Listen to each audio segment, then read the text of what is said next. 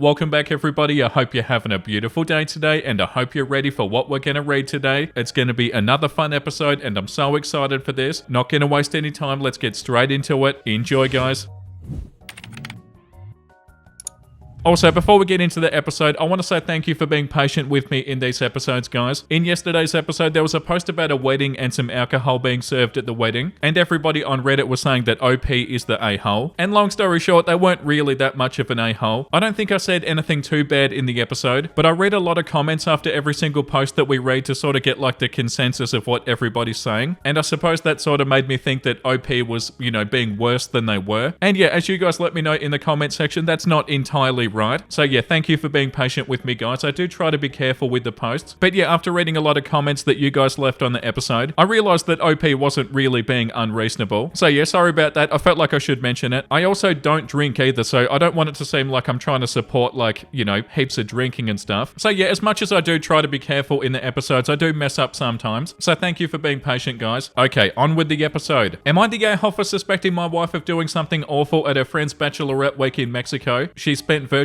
no money and took no pictures. Oh god, here we go. I'm in the middle of probably the biggest crisis of my adult life and I can barely think, so I apologize in advance if this does come across as really weird or rambly. My wife went to Mexico last week for a friend's bachelorette party, and aside for the plane ticket, the hotel and the first day's food and drinks, she didn't spend a penny all week. I mean, on the credit card it's as clear as day that on Monday up until 9 p.m. she was buying dinner, stuff at the hotel shop, drinks at the bar, souvenirs, and then at 9 p.m. she didn't spend another cent the entire week until she was at the layover airport in Dallas. She says it's because her friend took over and paid for everything. I guess this is plausible, but it still gives me a pretty funny feeling. What's worse is that my wife is a person who posts her entire life on Instagram and TikTok, mainly Instagram, but when she does anything from getting a latte to picking the kids up at school, she'll post it either as a picture or as a story. The last thing she posted on TikTok was that trend of people jumping into their vacation from the airport, and after that her social media is blank. I was kind of keeping an eye on it because I was excited for her to go on the trip again. And again, I guess it's plausible, but it does give me a funny feeling. When she got home, I said I can't wait to see all the pictures she took, and she really blew me off and said that she just didn't feel like taking pictures that week. She has also been incredibly distant, and last night she said that she just feels like sleeping on the couch because the AC hits better. This is 100% true, but I swear I heard her talking on her phone in the middle of the night. When I got up to check on her, I accidentally tripped over the dog and made a huge racket, so when I got downstairs she appeared to be asleep. I brought all of this up this morning and said I'm not accusing her of anything, but all this put together is making me feel uneasy. I wasn't trying to bait her or to fight with her, just to get my feelings on the table. She said, "You are a major freaking a-hole for bringing this up on her first day back at work." I said I wasn't trying to pry, I'm just communicating with her, and she said, "Your communication is prying, and I'm not discussing this with you ever again." She then took the kids to summer camp and left. Am I the a-hole? Edit, so I realized that her text probably synced to her iPad, so I just checked it. It took me a while to figure out the passcode, but I did figure it out. There was an iMessage at 9:15 the night that she got to the resort from a number with no contact information that said, "Okay, I'll meet you in the lobby. Is the app you said Signal?" I looked up Signal and it's kind of like WhatsApp. The iPad doesn't have Signal on it. Edit number 2, if you have been following my comments, you've seen that my sister is coming over and she's an insane internet sleuth and is relentless when it comes to this cheating stuff. She also scares me a bit, so I'm hoping that this isn't a mistake. I'm going to probably stop responding for a while so that we can talk and she can do her thing. I am numb, but she can do this. Thank you for everybody and the nice comments and the reality check. It's not looking good. Edit 3, she cheated and my sister was able to get lots of information from the real estate guy, and my wife denied it at first, but then she admitted it. Sorry that it took so long to update, but I'm numb. I have literally no idea what to do now. Wow, that's so bad. Oh, I'm so sorry, OP. That's so awful. Cheating is so revolting. I'm so sorry that happened to you, OP. As soon as she wouldn't discuss it with you no matter what, immediately I was like, oh, that's definitely a red flag. Like, she was definitely trying to avoid talking about that. Yeah, like this comment said, if my husband said to me that he would never discuss something with me after he left for that long, there'd be divorce papers waiting for him to grant him that wish. Yeah, 1,000,000%. You're better off without them, OP. Well, like, of course you're better off without them. Anybody's better off without somebody who cheats on them. But yeah, her reaction was a huge red flag, and also really mean to you too, OP, saying that you're a major effing a-hole for bringing this up on her first day back at work. Like, just mean. And yeah, you obviously knew that there was something up, OP. You could tell that there was something wrong. I hope you're doing okay, OP. That's so sad. You're so better off without them though, OP. The next one that we're going to read is called, Am I the a-hole for telling my mum that if she didn't want kids, then she's not getting a huge Mother's Day celebration? Growing up, my dad stayed at home while my mum worked. While my mum financially provided for my sister and myself, she was emotionally hands-off. She came to a ballet recital here and there, but she didn't want to help with homework, didn't want to listen when we needed advice. Our dad did 95% of the emotional labor. I later found out from my mum that my dad was the only one who wanted kids. She loved her career and didn't mind providing financially, but she did not want to do any of the stuff related to raising us outside of that. I'm very grateful that she provided for us financially, but I do admit it hurts that she wasn't there when we needed her. She was physically present, but not emotionally. Edit as this has come up. To be clear, the arrangement was my mother's idea, not my father's. That being said, I do agree that my father was equally as selfish for making this arrangement. My dad always did grand gestures for her. Mother's Day was always a big deal with a huge brunch and flowers and gifts. She was spoiled. She did nothing for him on Father's Day. Oh God. He had to do everything for himself until my sister and I were old enough to do stuff for him. I get that was the arrangement that they had, but I know it made my dad sad. I once asked why he didn't get the same hoopla that our mum got. Oh my God, I love that word, hoopla. And he just sadly said Father's Day isn't as important as Mother's Day. Oh, that is sad. As adults, my sister and I have tried to rectify it. We do Father's Day up big and our dad loves it. We grill for him just how he taught us and we have a huge barbecue with some other family members. However, we've turned Mother's Day very low key. We still celebrate our mum, but she usually gets a quiet lunch at a restaurant of her choice and a few gifts. After my mum ended up skipping my sister's baby shower this year because she didn't see the big deal with somebody having a baby. Oh, come on. My sister wanted to do nothing for her. We sent gifts, but we spent Mother's Day with each other, our husbands and our own kids. My mum told us after Father's Day that she was hurt that we didn't do more for her in recent years. Oh my God, what are you talking about? I said that since you put in almost no emotional labor into raising us, we were putting none into her. She said that our father and I had an agreement. I pointed out that yeah, but we never agreed to it, and it wasn't fair that we grew up with an emotionally absent mother who didn't want us. And to be fair, we had this conversation with our dad as well, and he admits it wasn't fair to us either. I also said that if she didn't want kids, then why should she be celebrated as a mum? My mum's upset with both of us and called us ungrateful brats. Wow, okay. My dad feels bad for her but supports our choice. Am I the a-hole? No, you're not the a-hole, OP. Your mum sounds so cold. And the stuff that she said about the baby shower too. Ew. Yeah, the top comment, even disregarding how you were all raised and your parents' agreement about that. You're adults now and your mum's still not giving either of you any care. She can't even be bothered to attend her daughter's baby shower, but think that you should all make a fuss over her for Mother's Day? Nope, that's not how that works. I'd give her as much energy as she gives you. She would free up a lot of your time, money, and energy. Not the a-hole. Yeah, completely agree. And also, I don't know about you guys or if it's like my family or something or families that I have seen, but I've never really even known anybody who's made a big deal about Mother's Day and Father's Day. And OP's mum's expectations were kind of wild. Like, yeah, you have a nice day, maybe you get lunch or something, but like you sent her presents, OP, that's enough. Like, what does she expect? And it makes perfect sense, by the way, what you're doing for Father's Day, saying how your dad would do so much stuff for your mum on Mother's Day and stuff, and your mum would do nothing for your dad. That's so gross. Like, what are you doing? Come on. No, you're not the a-hole, OP. I think you're right. Yeah, and this comment too, not the a-hole. We didn't do more for her in recent years. I said that since you put in almost no emotional labor into raising us, we're putting none into her. Absolutely, and why should you? She doesn't get to have it both ways. Yeah, that's what it is too. Puts in no effort with everybody else, but expects people to put in effort for her. Also, this is such a good comment. Not the a-hole. I'd remind her again about the baby shower and the fact that she herself says that it isn't a big deal to become a mum, which sets the standard for how she thinks Mother's Day should be treated. Yeah, definitely. Oh, it's not a big deal to have kids or like to be a mother or something. And then later on, oh, why don't you put in a whole bunch of effort for me on Mother's Day? But also, once again, we're reading a Reddit post. I don't know these people and I don't want to make any assumptions about them either. So your mum didn't want kids, but I'm assuming your dad did. There are comments like this one too. I'm going to say that your dad's the a-hole. He shouldn't have kids with somebody who didn't want them. Now this is an issue and you don't have the mother you deserve. Yeah, that's an interesting perspective of it too. Like, hey, I never wanted kids, but at the same time, it is delusional of your mum to expect a lot out of you when she isn't willing to do that for you guys. But also, like OP said, she was completely supporting the family financially. So it isn't like she did nothing, but was just super distant emotionally. Yeah, this one's super interesting. Yeah, like this comment, not the a-hole. Well, yes, she does get some credit for providing for the family financially, but yeah, you and your sister are acting appropriately. If anything, I'd explain however upset the mum feels is the same upset that you and your sister felt by having an absent mother, and that your efforts reflect that. Fair is fair. Yeah, you're definitely not the a-hole, OP. The next one is called, Am I the a-hole for not forgiving my mum for stealing my inheritance? I, 28 male, recently found out about a huge betrayal from my mum, 56, female, and I don't know what to do. So my grandparents were really great people. They worked hard all their lives and they saved a lot of money. They weren't rich, but they managed to save enough to leave some money for me and my siblings, 30 female and 25 male, when they passed away 5 years ago. My mum was the executor of the will. Not long after my grandparents died, she told us there were unexpected debts and expenses that needed to be paid off first. We trusted her. She's her mum after all, and we didn't really question her too much because we were grieving. But over the years, I noticed that my mum's lifestyle got way better. She paid off her mortgage, bought a new car, and went on some fancy vacations. I thought maybe she came into some money or got really good at managing her finances. A few months ago, I was helping my parents clean out their attic, and I found some old documents that showed the actual amount of the inheritance. It was way more than what my mum told us. I was so confused and I felt really betrayed. After thinking about it for a while, I confronted her. At first, she denied everything, but then she broke down and admitted to it. She used a big chunk of the inheritance for herself. She said that she did it for the family. She planned to pay us back eventually, and she used the money to make sure that we had a stable home. She even said the vacations were to relieve the stress and grief of losing her parents. I'm devastated. It's not just about the money, it's the lying and the breach of trust and the fact that she put herself first. My siblings have been more forgiving. They say that she's our mum and she did what she thought was best and we should move on. They think that I'm being too harsh and that holding on to this anger is only going to hurt me. But I just can't let it go. Every time I think about it, I get so angry and I feel so betrayed. It's messed up my relationship with her to the point where I haven't even talked to her since the confrontation. Family gatherings are super awkward now, with my siblings and dad trying to make peace. So Reddit, am I the a-hole for not forgiving my mum and refusing to speak to her? My siblings think I'm overreacting, but I can't shake this feeling of betrayal. What should I do? Wow, okay, I don't feel like you're the a-hole, OP. Well, like of course you're not the a-hole. You haven't done anything wrong. But yeah, rightfully so you feel betrayed, and rightfully so you haven't let it go. That's a pretty big deal. And also super illegal, right? Yeah, the top comment, not the a-hole. Mum had a duty to disperse the funds according to the will, but instead she broke the law and your trust by stealing. She doesn't get to say that the money was used on the family when she was the one that benefited the most. I'd get an attorney and see what can and should be done. Her parents had a will and made their wishes for the money quite explicit, and by going against those wishes, she also betrayed them. Yeah, and the comment under that, not only did she break the law and OP's trust, yeah, she also disrespected the grandparents' wishes. Imagine what they would say if they knew that she would steal money from her own kids. Yeah, definitely. There's a comment that says, did they will it to you? Or just tell your mum that it was for you? And OP said, my grandparents willed their assets to me and my siblings to be split equally. However, as stated before, she stole it. Oh, that's so bad, OP. The comment under that one says, consult a lawyer. Yeah, for sure. That's so awful. And of course you're upset about it, OP. That's such a scummy thing to do of your mum. Scummy and also illegal. The next one is called, am I the a-hole for telling my parents they need to learn to live without me? My parents have a lot of kids. They always wanted a big family and were not prepared for how hard that'd be. I'm 17 male, the oldest of 10, and my parents have relied on me for so long that I don't even remember a time that I wasn't treated like a third adult in the house. My siblings range from 15 down to 4. My parents are still technically able to have more kids too because neither are 40 yet, and it scares me, I won't lie. We already struggle so much with 10 of us, and I know it'd be worse if they added more, especially when I'm so close to moving out. In our house we have a boys' room, a girls' room, and our parents' bedroom. We basically all sleep on these tiny ass bunk beds in order to fit everybody in. Oh my god, they're raising a soccer team. Nobody gets brand new clothes, it's all thrift store for me and the oldest of my sisters, and our younger brothers and sisters get our hand-me-downs. It was expected that I'd step up by the time I was 5. I had to make mine and my siblings' beds, had to tidy up after younger siblings, had to stop my younger siblings from climbing onto things, and I was also expected to clean the floors. Over time, more chores were added to my list, helping to cook, babysitting, even when I was too young, helping with homework, holding siblings' hands when we go grocery shopping so they wouldn't run off, cleaning the bathrooms, cleaning both boys' and girls' bedrooms, tidying up if we were going to have guests over, especially if anybody had friends over. My siblings weren't really given chores, and I was basically doing just as much as my parents around the house. My siblings rely on me for far too much, from driving them places to picking them up from places to giving them permission for stuff. My parents would let me give permission where I know they would. They expect me to buy them stuff. They come to me more than our parents, and sometimes come to me after our parents if they don't like what our parents said. They get pissy whenever I try to get them to help out, and parents won't back me up, so they've never done any kind of chore or helped out at all. They get so mad when I ask, and they say that I'm not mum and dad, but then they also won't go to mum and dad for this crap most of the time. My parents started freaking out because I'll be 18 in October, and they know that I plan to move out. I also work part-time, and that gets relied on to help financially, and between that and all the stuff I do around the house, it finally dawned on my parents that I won't be around in a few more months. They started word vomiting all this onto me, and I told them they need to learn to live without me because it's not my job to be the third adult in the house anymore. They told me that I'll still be a part of the family and I can't just abandon them. I said I won't support the household after I turn 18 because it won't be my job. Am I the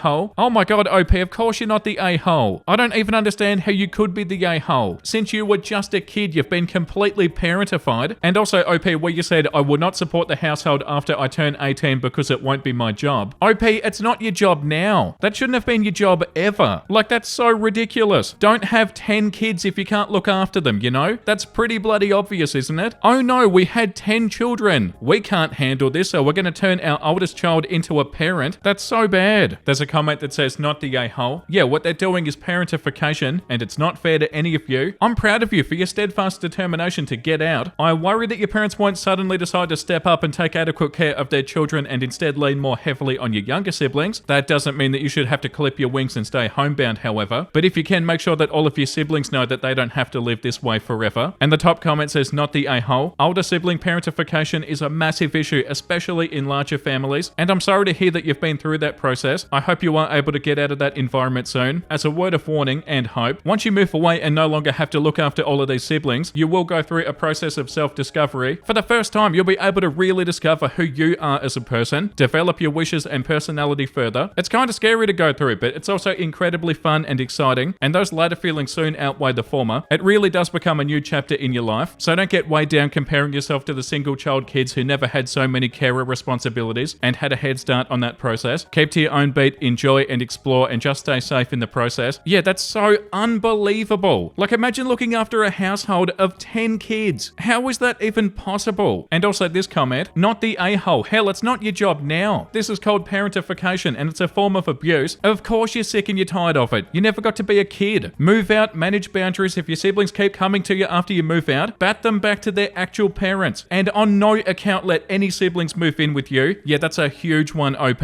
Once you get out on your own, make sure you keep it that way. Don't continue looking after them all. If continuing to pay for stuff for your parents and siblings might affect your own ability to pay rent, eat and run a car, don't provide additional financial support after moving out either. You don't set yourself on fire to keep other people warm. Wow, that's such a good saying. And yeah, definitely, once you're out on your own, OP, make sure you keep it that way. But yeah, that's the beautiful part about this. Once you do get out on your own, it's gonna feel incredible. Like, I only have to look after myself? What do you mean? I can do something that I want to do today? Yeah, of course you're not the a-hole, OP. Okay, the next one is on entitled people. My father wants my younger sisters to call my son their brother. Wait a second, I'm gonna read that again. My father wants my younger sisters to call my son their brother. Right, okay. Hi all, so this is something that even I, 24 female, was confused about. A few days ago, I went to visit my dad's side of the family with my 2-month-old son. Everything was going fine until he got a bit upset, and we all went inside to cool down. Surprisingly, it's been kinda hot. I'm from the UK. My son was cuddled into me and finally settled down when my sisters walked over and asked why my baby was crying. My dad said, he's just a bit hot and it's making him grumpy, and I agree, and I smiled at the girls and I started to babble at my son about his cute little aunties. My sisters are 7 and 5, and the youngest smiles and laughs saying that I sounded funny. Anyway, after a while my son fell asleep and my dad said, "Aw, look at your cute little brother," to my sisters, and I quickly looked up and said, "You mean nephew?" as he nodded and waved me off saying, yeah, nephew. I found it a little weird, but I let it go because I'd had a long day. However, I was obviously wrong because my sister, 21 female, came over today after she had a phone call with our dad. She was concerned about something our dad said to her while she was telling him that she was having a boy and that the girls will be having another nephew. She's currently 17 weeks, and my dad sighed and said, "I'm telling the girls to call my son's name their baby brother because they probably wouldn't understand." When my sister told me this, I was baffled and slightly disgusted by the notion. It may just be me, but it's almost like he wants to take and raise my son. My father only has daughters. And now other things that he said are kind of making me worried that didn't before. He's been saying things like how he's going to get a bunch of things for my son to stay over. He's 2 months. I just said back that that won't be happening for a long time. Then he asked about my son's milk. My son has a milk intolerance, and began commenting about how he'd have to find a way to get some since I have to get it prescribed. My mum is equally freaked out by this. They haven't been together for years, and they told me I need to speak to him. The thing is, my sisters are 7 and 5. Surely at that age they can understand that their big sister has had a baby, and that makes them aunties. Like, what'll be said if they go to school saying that they have a new baby brother, and it's their big sister's baby? I'm just baffled. My younger brothers, 11 and 13 from my mum and stepdad, understand that they're my baby's uncles, so why won't my dad try to get my sisters to understand? Yeah, that's so bizarre, OP.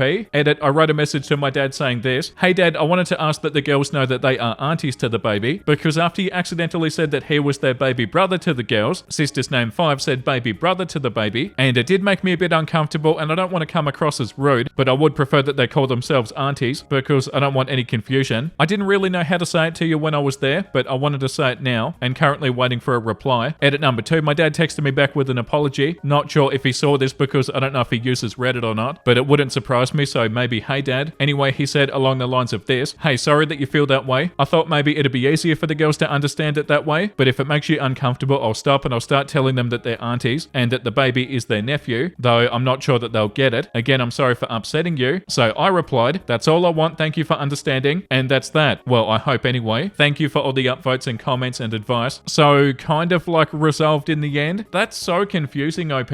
Why did your dad really do that? It can't really be about the kids understanding. Has he always wanted a son? Yeah, that's super concerning, OP. Like, he did have a good response to it, but still, that's super weird. Yeah, like this comment says, never let your dad have your son unsupervised. Correct your half-sisters each time dad says that son is their brother. Call your sisters an aunt and never refer to your son as their brother. It sounds like your dad wants a son. That's not on you. Yeah, it really does sound like that. Yeah, that's so wild. And on that note, I feel like that's enough for today. I'm so ready to read something wholesome, negative self-talk, accepting my flaws and working to improve myself as a person. Wow, yeah, that's such a good reminder. And that's not easy either. But yeah, that's so true. Like, yeah, I'm not perfect, but that's okay. And I'm gonna get better. So true. There are millions of people. I've met 1,000. I've known 100. But for me, there's only you. Oh, the Sunday Kids ones are always so cute. That's so beautiful. I finally found it after 15 years. The scroll of truth. It's okay to like cringy things. Your happiness is more important than others' approval. Yeah, that's so true too. And a perfect place to end today's episode. Thank you for watching, guys. I hope you had a wonderful time today. And if you did, make sure you let me know down below in the comment section. And also subscribe if you want to. The comment of the day today goes to Silver Starlight. We demand more cat pictures. How are your meows adapting to the little one? Of course, and I'm sorry that I haven't been putting cat pictures in the episodes. The cats are going super good. Nez and Jin absolutely love Chia. They baby her so much and it's so cute. And yeah, they're such a beautiful little happy family. Thank you for asking. And thank you for the support, guys. It means so much to me. I'll see you in the next episode. So make sure you look after yourself and make sure you have a beautiful, amazing rest of your day. And you know what I'm about to say because I say it every single day. Bye!